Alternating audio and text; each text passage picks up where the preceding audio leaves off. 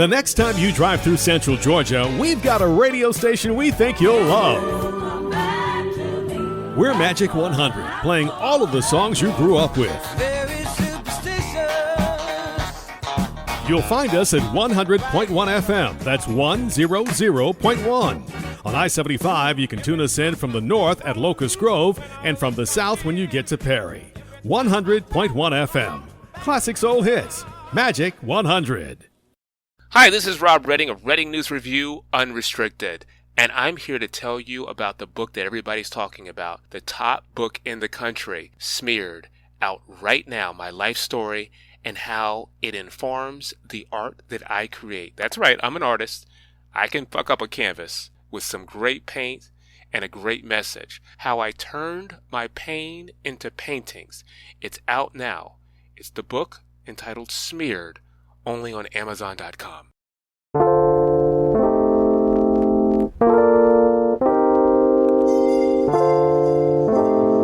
This is the G Podcast with your host, Tommy B. Hey, what's up, y'all? Welcome to episode 162 of This is the G Podcast. Before we kick everything off, before we get into news with Syracuse Mike and I bring up our panel, I just want to say a couple of things in light of a lot of things that are going on in this country. This has been an interesting January, and we're going to talk about it. So I want to kick this off by saying, the podcast, this is the G Podcast, Castropolis. We don't advocate any type of violence. But what we will talk about is everything from different angles. And one of the things we're going to talk about on this show is the frustration. And I want to make sure that as we discuss that, you take it for the sentiment in which it's being delivered. Our hearts go out to the family of Tyre Nichols, to the city of Memphis, all the people who understand that it's not only a collapse within policing, but this is really and truly a collapse in humanity. And it's been going on for too long. But I will tell you, and our guest Rob Redding is here as well. And interestingly enough, we've had Rob scheduled for a few weeks. So we didn't just bring Rob in for this. I mean, this was already planned. So it's I don't know what to say, divine intervention that Rob is here with us today, because Rob is definitely a person who will give us, without a doubt, different perspective. So again, I want to welcome our friend of the show, best-selling author, entrepreneur, talk show host, painter. We're going to talk about his new book, Smeared, how he's transferred pain to paintings. And but first, I want to do this. Let's get into news with Syracuse Mike. We'll come back on the other side. And we're going to talk to our panel, our regular panel, and our good friend Rob Redding is up next. News team, assemble! It's time for the Week in News with Syracuse Mike. The family of Tyre Nichols has now seen the video of his arrest. Nichols died in a hospital after an encounter with Memphis police. The 29-year-old passed away on January 10th, 3 days after a traffic stop. One of the attorneys for the family is Benjamin Crump. We don't want next week to see another video of a black person losing their life because of a traffic violation. Crump says Police Chief C.J. Davis told the family before watching the video that she was not proud of what they were about to see. He also said the video reminded them of what happened to Rodney King. All 5 officers involved, who are black, have been fired. The family wants the officers charged with murder. The Justice Department has taken possession of a small number of classified documents that former Vice President Mike Pence found in his Indiana residence earlier this month. Pence's lawyer said they were found on January 16th and placed in a secure safe until they could be returned to proper authorities. At this time, the White House is not suggesting that a special counsel look into the Pence matter. A group of Florida students and elected officials have filed a lawsuit against the state for banning an advanced placement or AP African American Studies course for high schoolers. Governor Ron DeSantis said the course lacks educational value and was clearly designed for political purposes.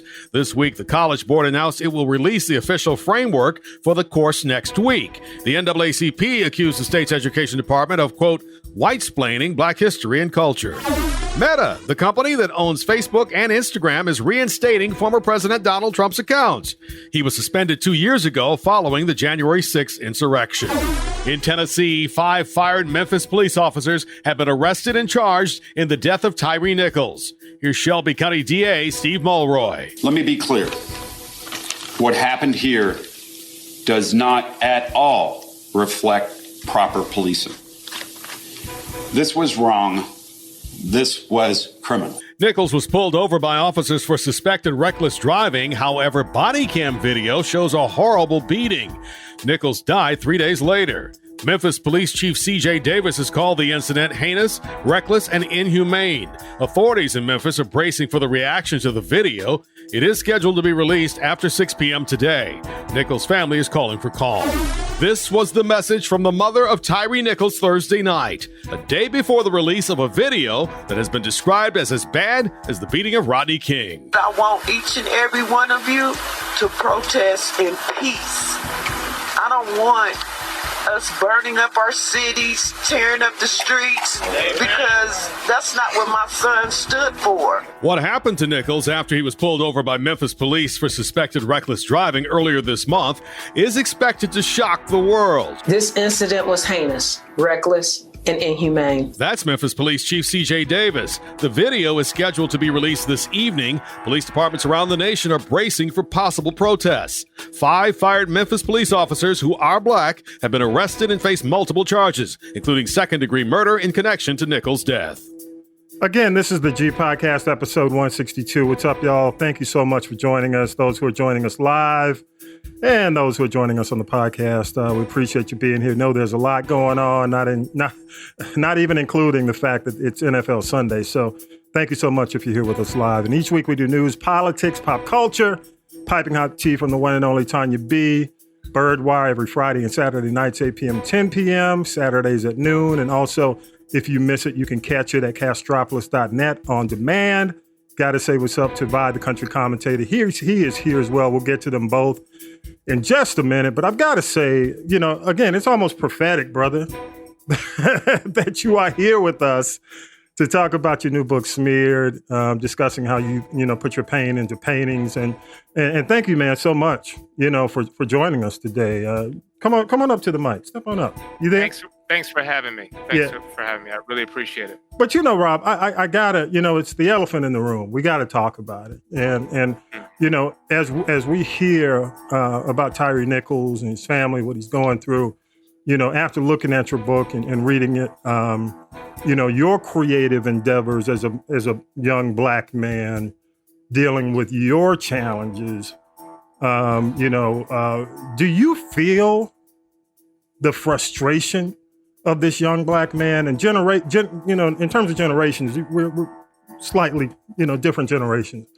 But what do you feel that? I got a sense in your show, because we run your show every Sunday at noon. I see your post that your frustration boiled over. Let me hear from you. Yeah. Frankly, yeah. I mean, this Tyre's death is tragic. But it's a perfect scenario to prove that policing in this country is out of control. And it has been by design of the police departments that are policing our youth.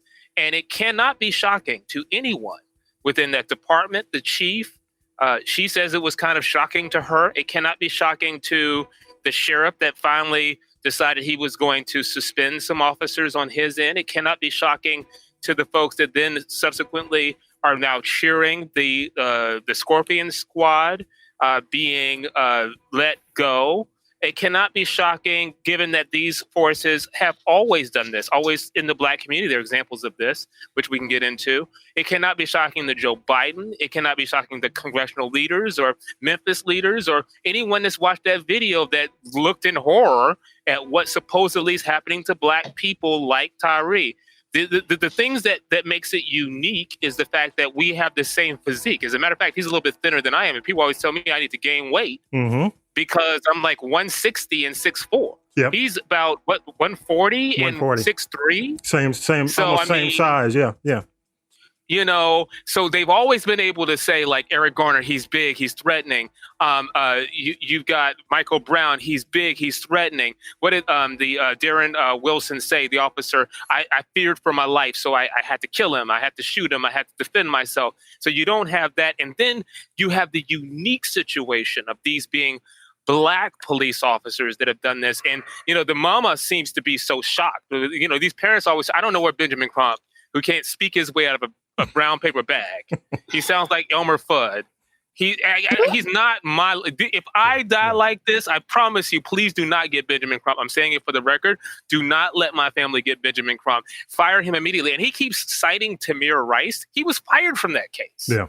He was fired by the family. Anyway, the bottom line is that it is really important that the police officers are Black. I know it hurts that they are, because it makes it very clear that police do not have the best interest of Black people at play here, regardless of how they look, regardless of how they, quote unquote, feared for their lives, or etc. All the things they always, they were in trouble or they were doing something bad, and that's the reason why it happened. If they hadn't been doing something bad, it never would have happened. All of that goes away with this case, and that's why it's the perfect case. But no, it's scary. It's scary as hell. I'm scared every single time I see a police officer. I'm in fear for my life every single time I see a police officer, and it doesn't get better because they're Black. Let me say this, Rob, and again, I watched the video on CNN because CNN played the video from beginning to end uncut. When I mean uncut, they didn't bleep any of the language. What was shocking, and again, we all saw Boys in the Hood. We saw the Black cop in Boys in the Hood. we got that message. We know that there are some Black cops who are worse than white cops, who act like slave catchers out there, who've been doing it for a long time. But I will tell you, in this video, one of the things that shocks me the most when he said, when Tyre Nichols said, y'all are too much, you're doing too much. In my life, in watching these types of videos, I have not heard motherfucker coming from police officers more than I heard in this video. The way they, not sir, not hey, you better. It was motherfucker all the way through, which honestly said from the beginning, there was no respect, even before they got to the car. And I don't think people pick up on that. Did you feel that? I don't know if you had a chance. I'm sure you saw the video. You seen, I saw it. And I didn't see the beating. I turned away for that. I'm not going to traumatize myself in this way. Yeah. We keep traumatizing ourselves. You got to protect your eye gate, your ear gate, without a doubt. The last video I saw was Rodney King, and that was enough for me. Anytime they say beaten, killed, shot, killed, hurt, whatever, maimed, murdered, I got what the police did. Well, in the car, before we even got to the beatings, before he took off, I just, in my life, in my years 50 plus years on this planet, have never heard on a police video with the police knowing they got the body cams on. You know what I'm saying? That was mind-boggling to me. Didn't they know they was on cam? They didn't care. I think they forgot. It is. It's mind-boggling. They didn't care. The number of MFs they called this guy. That's just like, you go, what? It was like, a robbery. It was like a carjacking. Like it was the game. Yeah. But Rob, I just wanted to, get your thoughts on that, man. I don't want to spend all our time because I do want to talk about the book. I think your book, the timing of your book really fits well in our current situation. Yeah, they're not mutually exclusive. This is what the book is about. No, it's not. When we talk about you talk about the N-word that you endured. You grew up in Georgia, grew up in Fayetteville with your sister, going out and about, your professional situations, the personal struggles. Go into that a little bit. You mentioned, the fact that your style is called Con X. Break that out for people and then go into that. I don't want to give them too much because they need to go get the book. Black people on the podcast, go buy the man's book. We ain't going to tell you, we're not going to give you the audio book here on the podcast, but I do want you to kind of give people an idea of why this book is important. Go ahead. I think a lot of people think when I say artist, they're like, that's something else that Reading does, and it's not something that I'm particularly interested in. But what I do with canvas and what I do with paint and what I do with paintings is figurative abstraction. And some people say, abstraction, that means that I turn off. People are always looking at a reason to try to change the channel, to turn a channel, to cancel you out, decide that they don't want anything to do with you or to disqualify you. But everything I do with the canvas has everything to do with what we're talking about: the Black community, Black death, Black empowerment, Black disempowerment, Black fear, the fear of Black people. That's exactly what I do in terms of painting and drawing.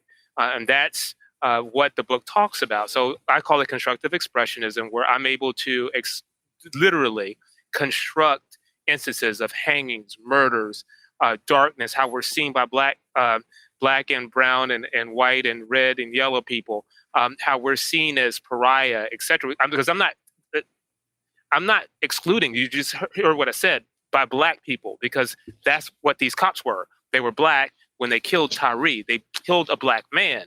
And so at the end of the day, we view each other because we believe the press release on us, and that is that our ice is not colder. Black folks' ice is not colder. We don't want to live around Black folks. You know what they say when you live around Black folks, and you don't want to live around even your own kind, because we believe the things that we're taught about ourselves. So, like, for instance, I have one work that you see in the book is called Darkness, and there's a poem about it and how I came about drawing it and painting it, which no one's ever drawn or painted in this way. You're never going to see, I'm not tooting my own horn, because these white folks at Pratt were trying to figure it out, like, how do you do this? And how in the world did you get these, get this to look like this? Are you sure that's acrylic? Yes, it's acrylic. How did you get it to do that? I can't figure out how. That's the reason why I got the money I got from Pratt and accepted into Pratt to go to Pratt. I've been working on this ever since I was a little bitty boy in second grade, and a white teacher came over to me and said, "You drew that? You can draw. You're a very good artist." That was at 2 years old. I didn't even know where I got my talent until I had a conversation with my mom about it. Here's the bottom line. You will view works like Black Power, which is literally a Black Power fist, which is a poem in the book. You'll view how Black folks are seen by white people. You'll see works like The Boogeyman, which no one has seen until looking at this book. You'll see things like constructions of different types of works that deal directly with the Black community, our struggle, and speak directly to and are accompanied with, I'm not a modernist. And a modernist is what people view when they look at art and they're like, oh, that's a pretty painting, and I think I want that hanging up over my couch. And so white folks get real uncomfortable when I tell them things like this. Oh, that's a lynching. Or, you know what, that is a Black Power fist. They say, well, you should let it be a viewer interpretation kind of experience. I'm like, no, it's a Black interpretation kind of experience. If you want a Black Power fist hanging up over your couch because you just thought it was a nice looking painting, go ahead, be that. Mm-hmm. But I'm not going to do anything just to sell my artwork. It's about our people, our struggle, and telling that story, and that's what Smeared does. Do you get pushback from Black people? Yeah. What type I get pushback? What type of pushback? It's kind of like the same old, excuses. We just kind of want to forget that stuff. We're tired of talking about slavery. We're tired of talking about segregation, oppression. But as you already said, growing up as a kid, that was something that I experienced on a daily basis. And I'm not 100. I'm not 100. I was in a situation where I was called a nigger at least 3 different times, coming up as a child into adulthood, living in Fayette County and in other places, not just. Which is an affluent middle class community for those who don't know Georgia. Go ahead. I was just wanting to let people know. Right. Right. It's a fluid middle class community where they were insistent, white people were insistent that I was poor, that I was inarticulate, that I was not able to be and should not be in the same schools alongside them, and that I was not as good. Yeah. And they were very clear about it, growing up all the way from a child all the way into adulthood. So, this was something they were dogmatic in their approach. And then as a grown man running through the campus at University of Louisiana Monroe, I got called the same word I won't say it. I'll be polite this time. Oh man, I said it. So yeah, nigger. I was called a nigger as I was running through campus by some frats, some white boy frat that literally, I thought they were going to run me over in their pickup, to be honest with you, because I heard the pickup revving behind me through my music in my headphones, because I always listen to music in my headphones when I run. And then there was a time when my sisters were at a Blockbuster and I were at a Blockbuster, and this white woman was doing the most, speaking about doing the most, was doing the most and called us niggers and swore up and down. She said, "You guys are poor. I bet you're poor niggers," and blah, blah, blah. These are the kinds of things that people need to understand are still going on, still need to be discussed. We war against these every single day. So when I confront this type of material, I'm telling a lot of black folks that want to forget it and pretend like everything's fine, and they're just some bad bad white people out there, and there's some bad black people, but we're all people, and it's all the same, and it's all the same as the female struggle and feminist struggle, and it's all the same as this, and it's all the same as that. No, there's anti-blackness. The police exist to lock people up and throw away to keep, specifically black people, black men to be more specific. And the black women that they do kill, that's more by accident and incident than actually by design. They are designing a system to systematically destroy black men, the black family, and black culture, and it's not right. And nobody should be shocked, going back to this video, by what they saw happen to Tyre. Interesting. Another thing that's happening as you release this book is the 1619 Project that's coming out. Nicole Hannah-Jones. What are your thoughts as you see the 1619 Project go mainstream and on Hulu, 1619 on Hulu? Not to mention the fact that you've got a governor in Florida who just banned AP, Black American, African American Studies in the state of Florida. I mean, as you release this book, what do you see? Well, I think it's important. I think it's important that we see what happens with Hulu with this, and I can't wait. There are a few things that are out that deal with issues of race and culture that I think are really, really good and good to have. And so I can't wait to see what happens as DeSantis is doing what he's doing in Florida, and then looking for a presidential run. He's probably worse than Trump, if that's even possible, because he's more skilled of a politician. He seems to have a number of people in his corner, and I'm reading that a number of people actually are trying to leave the state because of what he's been doing, especially as it relates to queer rights as well, in terms of what he said. So, I mean, those are all things to watch. I think it's important for us to have a dialogue, and I welcome the conversation. Where are we, man? You've been doing talk radio, Black Talk, for how long now? Oh my gosh. I've been doing Black Talk now for more than 25 years. Okay. I think it's 25 years this year. So here's what I want you to do. Point in time. Where are we? We're at a time you have to be willing to call bullshit, to be frank with you. Let me explain why. First of all, there are a few things I have to write some notes, because these are really important, and I'm glad you asked me that question. The first thing is that I'm going to restate this again. We cannot be shocked, especially as it relates to Black policing and Black people and Black bodies.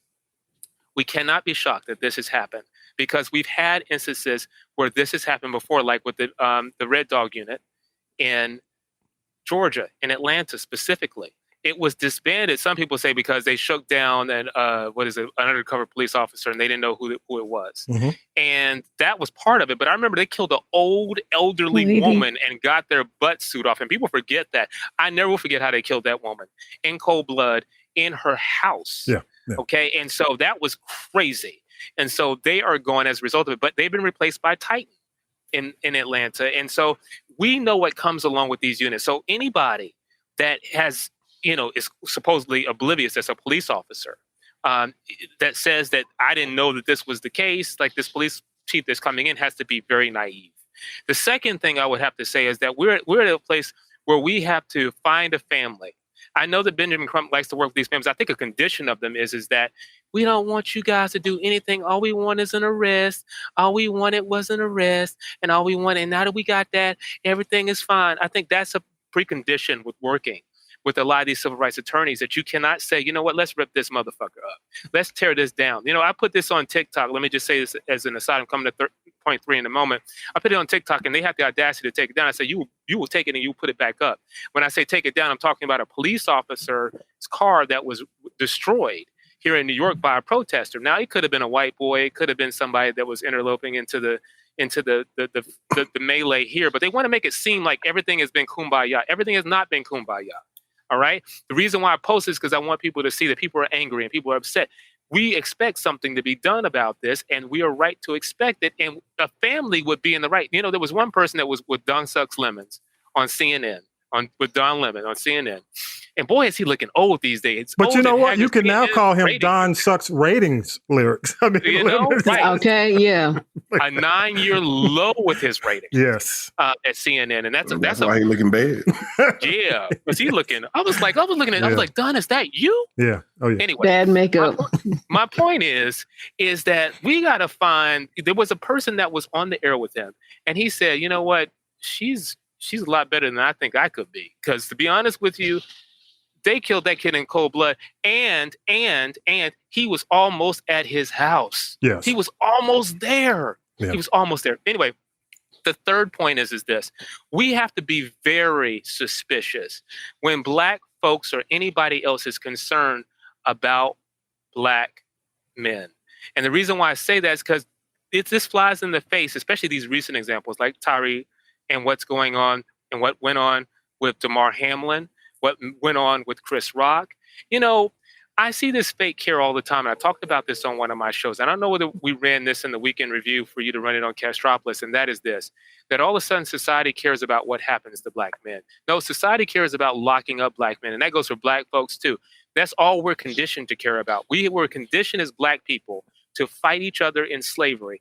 And that is what we were conditioned to do when we were out of slavery as well, with COINTELPRO and so many government organizations that we fail to cite when we talk about Black men fighting each other, wanting to kill each other, shooting each other. Why is it that they're doing this to each other? I don't understand why you guys can't stop killing each other. And then Black folks talking about we should stop killing each other. I don't understand why we can't get along. We can't get along because we were conditioned not to. So when people start talking about how they're concerned about how Will Smith slapped Chris Rock, when they're concerned about Damar Hamlin on the field, are they really concerned? Because I can swear to God, if you change Chris Rock's name, he's the same Chris Rock walking down the street, he ends up like Tyre. If you change Damar Hamlin's name and he's walking down the street, he ends up like Tyre. And guess what? If you change Tyre's name to Tyre, guess what? He ends up walking into a situation where he's beaten on camera by the police. It's got to stop. Let's be willing to call bullshit what it is, because at the end of the day, people don't care about Black men and what happens to us and Black fragility. And let's stop pretending as if they do. A couple of things, and these are just takeaways. I know most of you, I watched the video, and I want to just give a few takeaways. And I agree with you. I agree with the panel. If you don't have to watch this video, don't watch it. I only, of course, I do the heavy lifting, so you don't have to for my podcast, folks. But one, just 5 things. There was a 23-minute delay in this young man receiving medical attention. The officer, number 2, officer repeatedly threatened him with violence. It was repeated. It was not like in the beginning they told him. It was constant. Just imagine someone saying, we're going to kick you in your fucking face. I'm going to stomp you. I'm going to pepper spray you. I'm going to baton you. It was constant. The officer at one point struck him 9 times in under 4 minutes. So within a 4-minute period, they struck him. I'm talking haymakers, punches, kicks, etc. Again, no one rendered aid at a critical point within the beating. And the other thing is that's just, 5 of the guys have been arrested and charged with murder, but there were, up to probably 10 on the scene, and no one, I repeat, no one intervened. No one said, hey, you normally see one person come up and say, hey, we're doing too much. Back off. Hey, they didn't do that with George Floyd. They all stood there. They all stood there. Absolutely. So, just as an aside, it really does make the case for what you're saying, Rob. I mean, what do we? One of the things that frustrates me, and I've said this, I kind of went on a posting spree this weekend. So, I saw Kamala Harris post, and all the congressional folks, and my response to all their posts was, where is the George Floyd Policing Act? It's been, as of today, 964 days. If you recall, 964 days to this day, the Congress, which means, the House and the Senate, Nancy Pelosi was on floor kneeling with kente cloth. If you remember that day, okay? It's been 964 days since. We don't have a bill.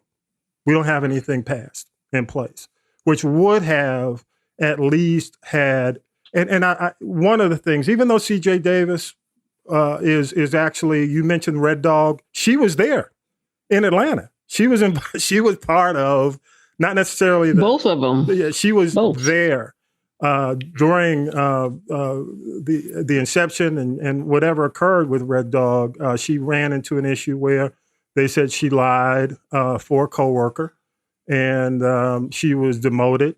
I think Pennington demoted her, and then she was reinstated, and then she resigned. She actually retired.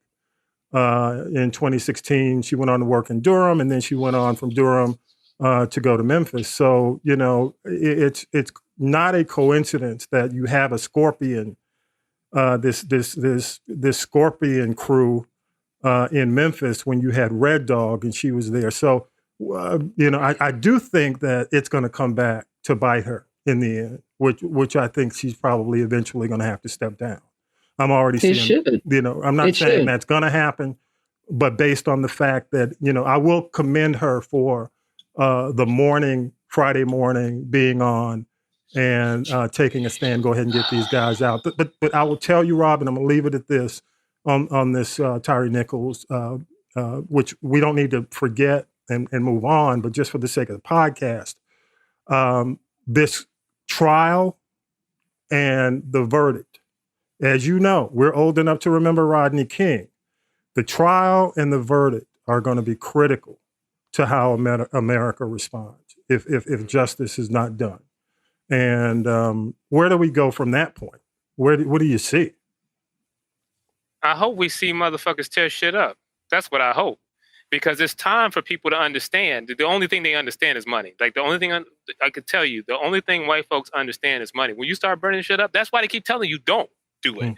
That's what I hope, to be honest with you, because I hope that we get a situation where they finally understand that we're not playing. Like, especially younger people are not playing with them. Now, some of it is these young white kids coming in and they're from Kennebunkport, Maine. Right, from Kennebunkport. Mm-hmm. And then they go right back to their mansions with their mommies and their daddies, and they pretend like they never did anything until they get a knock at the door and say, oh, wait a minute, hold on a second. They would never do anything like that, did you? Not my kid. Exactly. But let me ask you, Rob, not to interrupt. As an alternative, do you not see that there have been people in Congress who have served us going back to Rodney King who haven't done a damn thing? Right. What do we do? Maxine Waters. What do we do about that? Maxine Waters. I'm not pointing out just one. There are more than one. Yeah, Maxine Waters is a good example. But when I look, no tea, no shade. Yeah, but I'm not just going there. Throw a blanket over the folks who've been in since Rodney King, and the ones even when going back to George Floyd. I mean, we're talking 964 days, and you've had a situation where you've had the Senate and the House Democratic, even though, of course, the excuse will be, well, what about Sinema? What about Manchin? But we're going to negotiate. We're going to see a negotiation for the debt ceiling. And I guarantee, because money's involved, they're going to clear that hurdle. Oh, cool. So what do we do about the politicians who aren't handling business for the communities? What do you do? They don't believe we're serious, and we have to show them that we're serious. And the only way I know how to do that is to be violent. I don't know any other way to do it. I'm going to say it over and over again. We have ruled, and this is what we have ruled in a way in Western society. Can we not violently just vote them out? No. And what I mean by that is just an aggressive stance in terms of the party we vote for. And I'm not talking about the Republicans because they're just as bad. But I do think that there needs to be among the African American, among the Black community. And I know people say, well, we don't have the numbers, blah, blah, blah. That's pipe dream. That's pipe dream. But I do think that there's going to have to be a collective negotiation when it comes down to the Black agenda. I believe that. And part of that is, the George Floyd, because, we're talking about something that would help everybody. We're talking about a database that could have made sure that these cops weren't even on the force. Okay. There's so many things. There could have been, instead of somebody saying, oh, he's high on something, they could have been saying, oh, let's call the psych squad, which is now funded by the police, which is now funded, taking that money and put it into a psych squad that goes out instead of guys who apparently, obviously aren't trained to handle somebody who might be dealing with a psychological situation. We don't know what this kid was dealing with, but it doesn't matter because ultimately they were out of bounds from from him rolling the window down. So I get it. You don't have to say it again. I understand clearly your point of view, and that's why I wanted to have you on the show. That's why I think it's important that we have different points of view. And it is what it is. And I don't mean that as a way to give up. But what I do think is there's aggression in terms of how we view the system and how we work to change the system aggressively in ways. And then the alternative. Let me just say, I know you probably have to go to a break. Yeah, I do. I do have to go to a break. We need to close. Let me just say this just real quickly. I was looking at old Jefferson's clips on a TikTok. Mm-hmm. Lately I've been on a lot of TikTok, so I'm becoming a fan, even though I think it's going to be a problem in the future. But let me just say, I'm becoming a fan of TikTok, as I call it. But my point is that I was watching old Jefferson episodes. Mm-hmm. And if you remember the Jeffersons, you remember how militant the Jeffersons actually were? Yeah. Okay. Yeah. Now, they said things and did things on the Jeffersons that you just can't do on. You can't do on television now because people done gotten too soft. They skin is too soft. I haven't heard somebody say honky on television since George Jefferson and nigger either. Because you had nigger and honky going on with All in the Family and and the Jeffersons. Sanford and Son. Yeah. Hey, not with this cancel culture guy. You don't hear none of that stuff. No, you won't hear it. You're not going to hear it.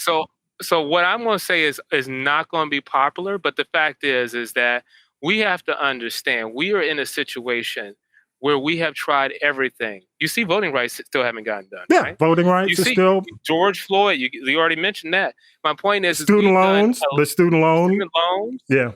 These people think we are playing with them. And one of the things I write about in Hired Hatred, my other book, and another book, Where's the Change? Why neither Obama nor the GOP can solve America's problems. I write about in these books the fact that I believe, the difference is people don't believe that I actually believe that voting does something. I do believe voting does something, but it has to be voting and also action. These are people who would literally roll up on the Boston Tea Party and say, y'all shouldn't do that. Y'all should be peaceful about this. The Boston Tea Party. I'm not talking about the Tea Party that's in Congress. I'm talking about the actual Boston Tea Party. You get messages across. Throwing tea off the boat. They tore some stuff up. That's what I'm telling you. Yeah. And so I'm not going to apologize. I'm not going to bite my tongue. I'm not going to do anything except advocate that we protest very strongly is the word I use. Okay, gotcha. These changes. Do I need to go now, or do I? No, well, here's the deal. Let's look. You might as well just stay. Just hang out. But here's the deal. Tell people how to get the book, man. Okay, get the book on Amazon.com or any ebook vendor. They wanted an exclusive on this one. Unfortunately, they don't have it. It is #1 in the country in 2 different categories, and I thank you for that. Smeared out right now on Amazon.com. SMEARED on Amazon.com. brother, we truly love the work you do, man. And I encourage our audience to go out and support. You ain't even got to go out. Just click your phone. just open the app and buy it. So thank you again, Rob. Let's go ahead and do a break. Rob, you're welcome to hang around for the tea. Well, I got a surprise for you. Oh, Lord. Do that when you get a chance. I'm gonna drop something, and I'm gonna tell you the significance of it before I drop it. Okay, so well, should I go to tea or just come back and let's come back? And we only got. Okay, let's do that. We only got for 10 minutes. But anyway, okay. Tonya B ain't playing when it comes down to Sunday and her food. Let's do it. So here we go. Let's go ahead and go to break, and we'll come right back. Here we go. The Harold Michael Harvey Book Collection is a collection of books about civil rights in America, told through the eyes of people who envisioned it and fought for it in the days when hope unborn had died. Black History Month is coming in February, and now is the time to step up your reading game with books that goes inside the issues. As the Negro National Anthem puts it, that with a steady beat has brought our weary feet to the place from which our fathers sighed. The Harold Michael Harvey Book Collection will prepare you for a meaningful discussion of Black history with an eye towards a Black future.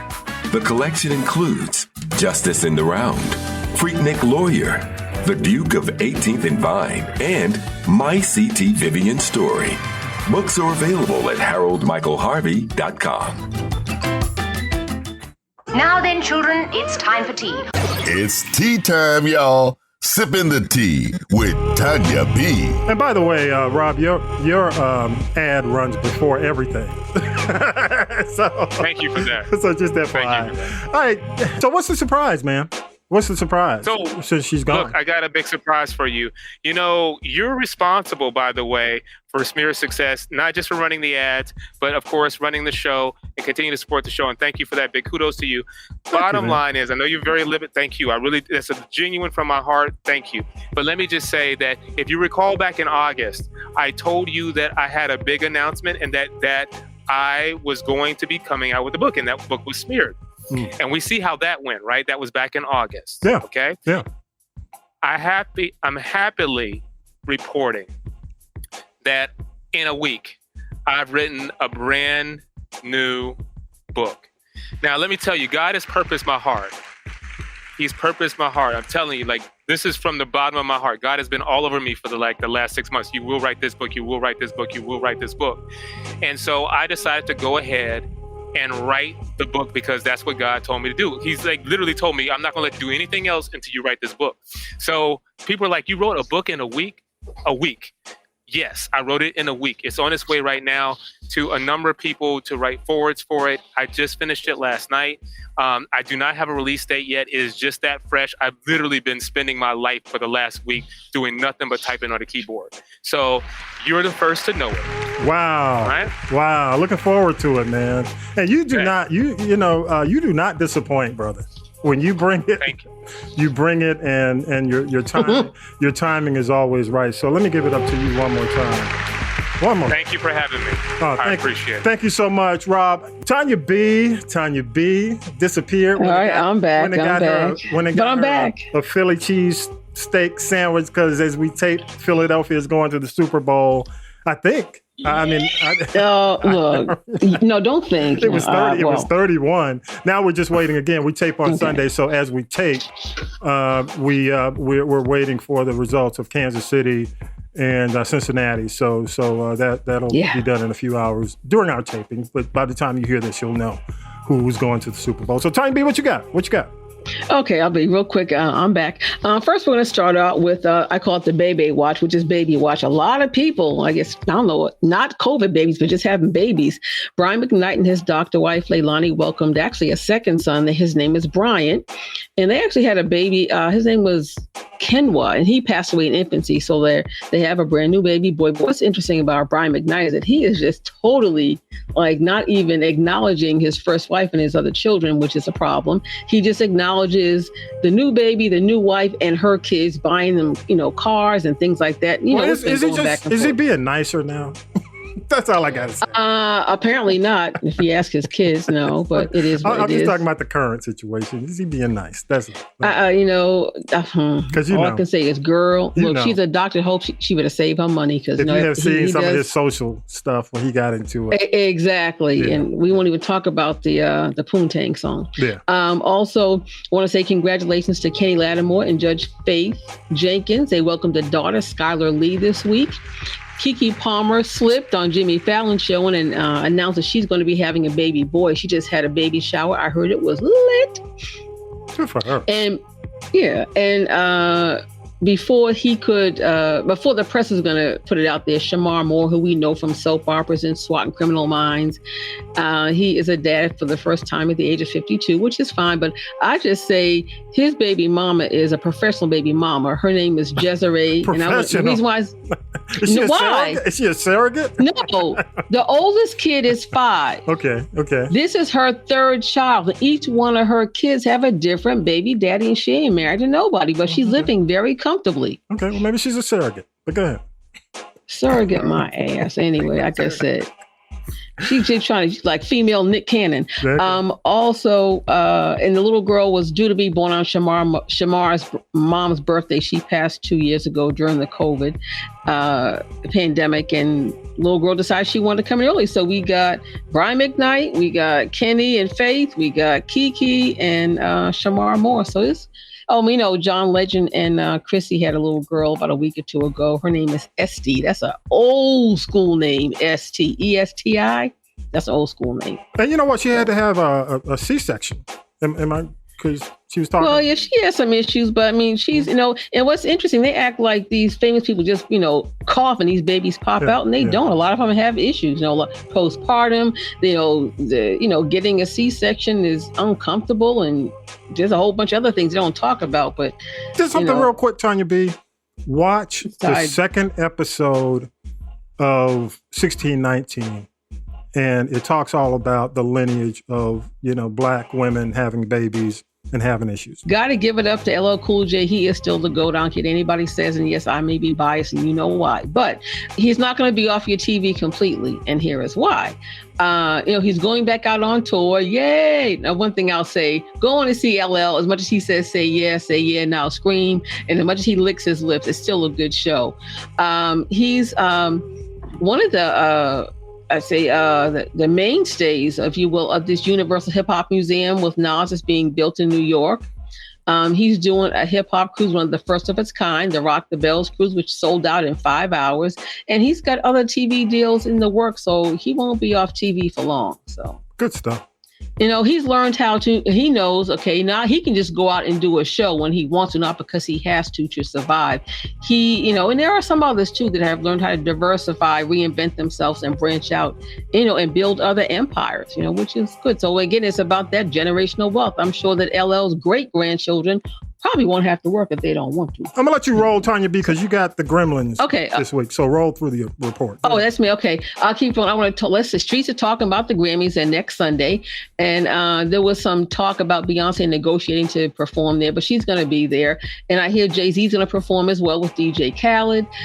Beyonce's up for 9 Grammys, and Adele is she's shading the Grammys. Again, people thought it was going to be a Beyonce versus Adele situation again. Adele's like, I ain't even going to show up. So, don't say my name, say my name. And I got the star power part of it. You got Lizzo, you got Mary J. Blige, but that's still, I don't think it's going to make people watch because they'll do what we all do and go look at the clips later on.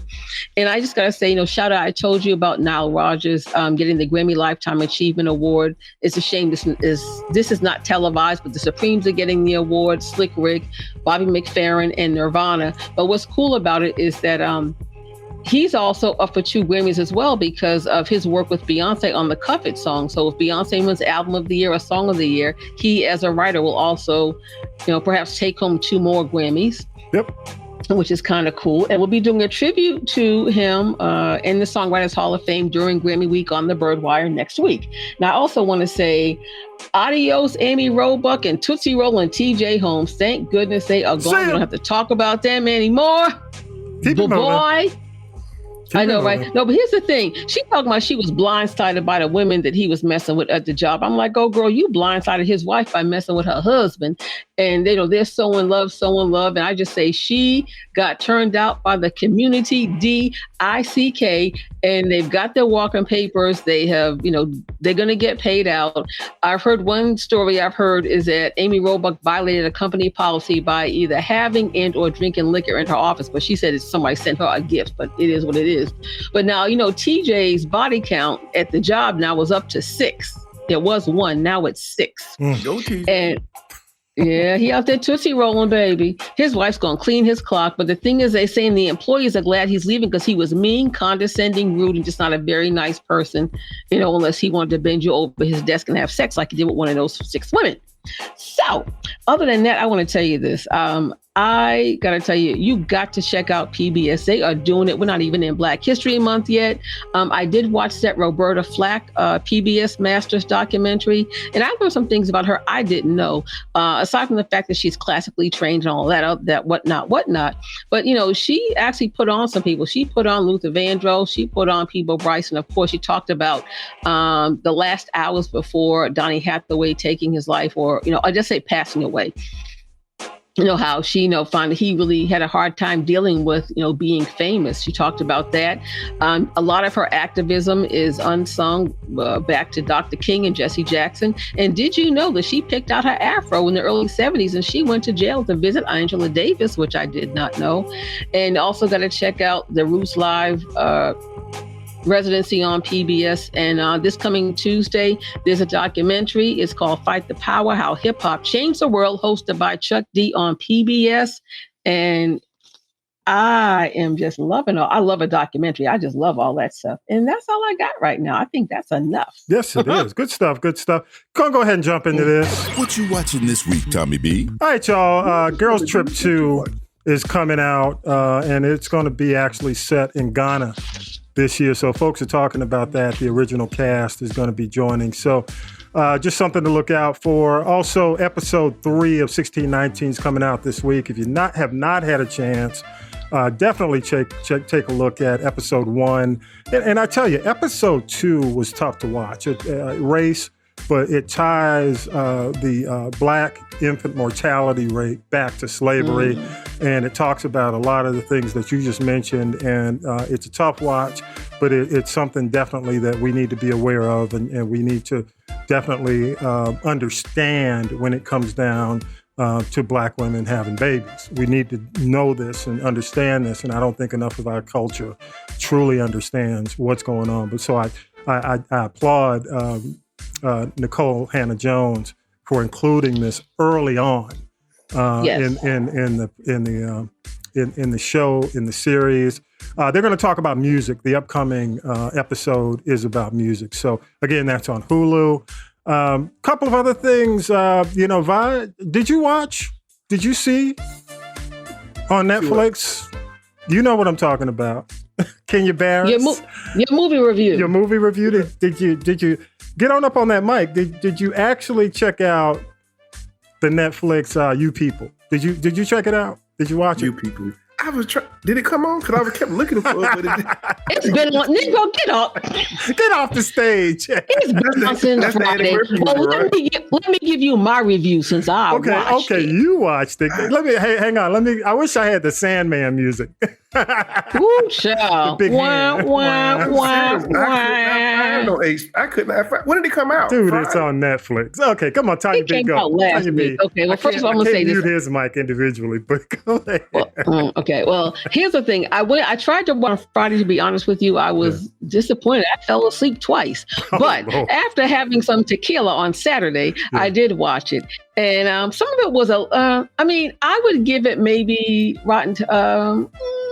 on a scale of 1 to 10, I would give it, like a 7. Some of it was kind of predictable. Some of it was annoying. And it's interesting to see how there are some things that we as people of color do and those stupid things that white people do. I'll just, spoiler alert, there's one point where Lauren London's friends are there and Julia Louis-Dreyfus, who plays the mother of Jonah Hill's character, Ezra, she's wailing her hands around talking to the women. And they said, oh, there's a word. It ends with S and it makes you have to move. And she goes, well, does it start with N? Things like that was stupid. And of course, Kenya Barris has a cameo in the movie. Go figure. 2 checks. And then like she starts moving her hands around. She has this bracelet on and she snatches off one of the woman's wigs. I'm like, really, girl? Yeah. Now in real time, if a wig got snatched, she'd have been on the floor getting stomped, beat up, and whooped. But anyway, and then Eddie Murphy takes him down to a barbershop in what's that place, Compton, where it's clearly a blue neighborhood, and dude has on red, and things like that. And then at some point, Eddie Murphy does become. I understand no father thinks anybody's ever good enough for their daughter, but at some point he is kind of an a-hole, and he gets called out on it. And then at the end of the story, you have to watch the rest of it. And it was cute. It was good for Netflix. Now, would I have gone to the movies and paid $15? If I did, I'd have been mad as hell. Yeah. So I would just say, watch it on Netflix. There we know. It took me a while. I got through half the movie before I really laughed. Gotcha. I got you. Well, it's got about a 43 on Rotten Tomatoes, I can see that. which is I can see that. Not very good. I'm sure some of you. Anybody else, if you've seen it, hit us up on social media or leave us a voicemail. Just a couple of things, and we'll do our leftovers because we don't have a lot of time. SZA's SOS album is the longest running Billboard album. I want to give her applause. Of 2022, of the top 200. So again, her SOS album is the longest running Billboard 200 #1 album released by a female artist in 2022. Shout out to Chloe Bailey. She announced her new album's coming out in March in pieces.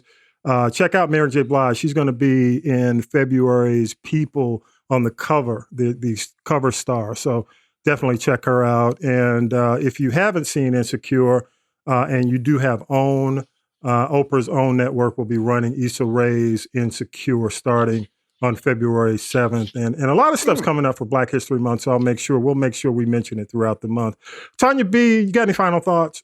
Yeah, don't forget Harlem comes back to Amazon Prime in a week or so. I think it's February 7th with Megan Good and Whoopi Goldberg. Whoopi Goldberg's also doing some guest spots on The Godfather of Harlem. And I just say, help yourself and check out the Byrdwire this week. This coming week, the Grammy show, I think is going to take you there. I'll just say that. The scammies. The scammies, yeah. Right, the scammy, yeah. It's funny, the best awards are not even televised. So Harvey Mason Jr., I'm calling you and your daddy out from Atlantic City. Go figure. You got to, better. I know you can't fix everything overnight. Yeah. When your name is Harvey Jr., you have some things you got to do. Yeah. But I want Jimmy Jam and Terry Lewis to go back and run the Grammys. I got you. One more thing this week, and it's going to be into, as we tape on Sunday, this week, toward the end of the week, going into next weekend, Black Panther: Wakanda Forever is actually going to be on Disney Plus. So if you haven't had a chance to see it in the theaters and you do have Disney Plus, you can definitely check out, again, Black Panther: Wakanda, just in time for Black History Month with the kids. Definitely check that out. And so be it. Vi, you got any? Well, first of all, let me say shout out to the city of Philadelphia, the Eagles fans. Definitely, I'm gonna give it up to them. But you know what, Vi, and Vi'll understand what I'm about to say. There is no tier like a Shanahan tier. Is all I have to say. What's a Shanahan? What is a Shanahan? I do. The coach who left Atlanta to go to San Francisco. Anybody who loves the Falcons understand. Anybody. So for me, there's no tier like a Shanahan. I'm sorry, San Francisco fans, but my Falcons fans, no, you're not. You get it. And just congrats to Philly. They definitely, I would say. They are deserving. I didn't know how Jalen Hurts was going to make it through, but I have to give him his props because he definitely used his injury to psych out the competition, thinking that he was incapable of taking a step, and definitely dude turned it on for this game. Unlike Dak Prescott. But I ain't gonna tell you, B. Go ahead, Vi. I said he's finna get paid. Yes, he is. Oh, yeah. Yes, he is. He's going to get that $200 million. Yes, he is. Yes, he is. Any other final thoughts? That's a lot going on right now for this year, for this just to be the beginning of a year, I would just like for things to slow down a little bit. Yeah. We ain't even got February yet. Yeah, we have not. And it has been a roller coaster, and it's not done. I mean, we still got a few more days. All right, every time we think gonna get better, we go, whew. I know. Tonya B, one last thing, and then we'll get into the benediction. Okay, I just want to say 5 on it to Anita Baker. I went and I saw her sing the national anthem at the Philadelphia game today, and I just want to say she helped them win, and so did William Hart of the Delphonics. May he rest in peace forever. He was a diehard Philadelphia Eagles fan, and they brought it home today. Anita Baker is Jalen's boo, so right. That's how she got there. I'm telling you. Jalen Hurts is boo. Yeah.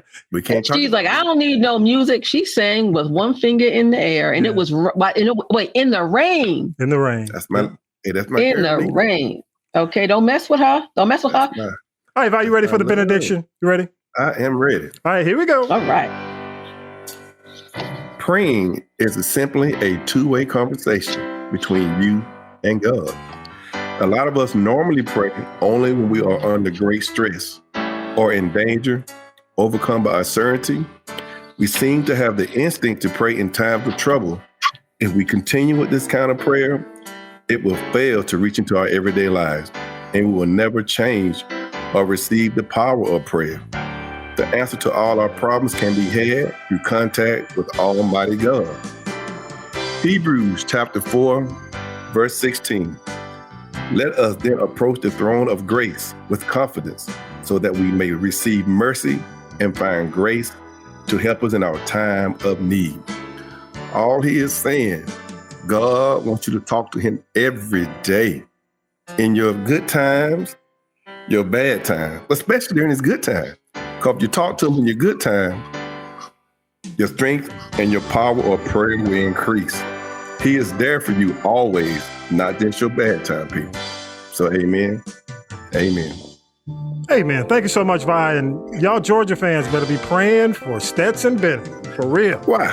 I'm not praying for Stetson. Look, Stetson Bennett's mama better be praying for him. I don't want to start another conversation. Look, I just want to leave it with that. He's just been a young man who's enjoying life. Maybe call your cousin. In Texas, not the best decision. Okay. All I got to say is intervention. He's the right color. He'll be all right. All right, y'all. With that, thank you so much again, Rob Redding Jr. Thank you so much. Again, the book is Smeared. Go to Amazon and you will see it there. It is one of the Amazon top sellers. Again, thank you so much for stopping by, Rob Redding Jr. I'll make sure I have the link on the podcast page.